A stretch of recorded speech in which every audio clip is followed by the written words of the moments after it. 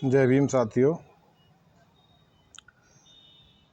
अभी अभी supreme court ने एससी और एसटी के खिलाफ एक फैसला दिया है। एससी एसटी के रिजर्वेशन का वर्गीकरण करने के लिए बोला गया है, फैसला दिया गया है।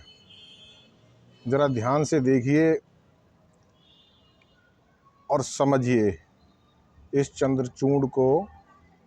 ये वही जज है जो सुप्रीम कोर्ट का प्रमुख है और कुछ समय पहले इसने बीजेपी सरकार के खिलाफ इलेक्टोरल बॉन्ड के खिलाफ फैसला दिया था।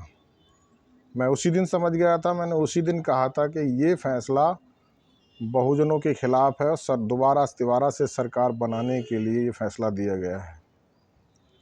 एक्चुअली था क्या, उस समय जनता बहुत ज़्यादा गुस्से में थी, आक्रोशित थी ईवीएम को लेकर, और ईवीएम के खिलाफ धड़ाधड़ प्रदर्शन हो रहे थे। लोग रोडों पे निकल रहे थे, वकील सड़कों और सांसद और यहाँ तक कि सुप्रीम कोर्ट तक मार्च कर रहे थे।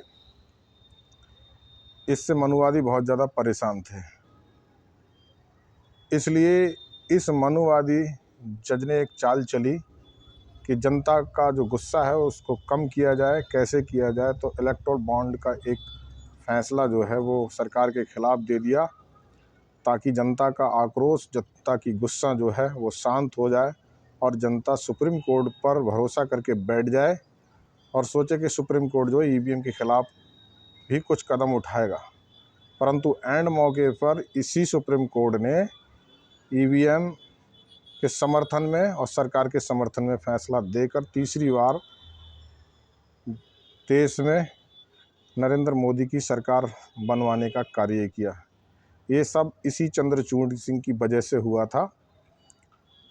आप देखिए, ये मनुपालिका या हम इसे ब्राह्मणालय भी कह सकते हैं, यहाँ पर सारे के सारे जो जज हैं वो सब ब्राह्मण हैं। अब 6 जज हिंदुस्तान की 85% जनता के खिलाफ फैसला दे रहे हैं। जनता किस प्रकार बर्दाश्त करे, इसके विरुद्ध तो बात भी होगी और बगावत भी होगी। इन लोगों को जब EWS लागू किया सरकार ने, तो इन लोगों ने 2 दिन के अंदर उसको पास कर दिया। झारखंड में जब सरकार ने आरक्षण बढ़ाया, इन लोगों ने तुरंत उसको रोक लगा दी। बिहार में जब आरक्षण बढ़ाया, तब इन लोगों ने तुरंत उस पर रोक लगा दी। इन लोगों को सिर्फ और सिर्फ दलितों और SC ST OBC का आरक्षण दिखता है, बाकी किसी का आरक्षण नहीं दिखता। क्रीमी लेयर लगाएंगे ये। आज क्रीमी लेयर लगा रहे हैं, कल को कहेंगे जाति के आधार पर देंगे। SC में इतनी जातियां हैं, हर जाति को परसेंटेज के हिसाब से दे दो। तो परसेंटेज के हिसाब से तो SC ST OBC में लगभग 7000 जातियाँ हैं। तो 7000 जातियों पे ज़रा ये 49% आरक्षण बांट के डिवाइड करके देखो कितना कितना प्रतिशत आएगा और कितना कितना प्रतिशत मिलेगा। बाद में इसी को बहाना बना के कह देंगे कि भाई यहाँ तो ये बहुत ज़्यादा नाम मात्र का रह गया, इसलिए इसको ख़त्म ही कर दिया जाए। फिर ख़त्म कर देंगे। NFS हो रहा है, हर जगह से SC ST और OBC के हक और अधिकार को छीना जा रहा है, चोरी किया जा रहा है, डकैती किया जा रहा है। वहाँ पर ये लोग कुछ नहीं बोलते, सांप सूंघ जाता है इन लोगों को, चुपचाप कुंडली मार के बैठे रहते हैं, सरकार के पक्ष में फैसला देते हैं। हमेशा सिर्फ बहुजनों के खिलाफ फैसला देने के लिए इनकी कलम उड़ जाती है, इनकी आवाज़ निकलने लगती है। बहुजनों को इस बात को सोचना पड़ेगा।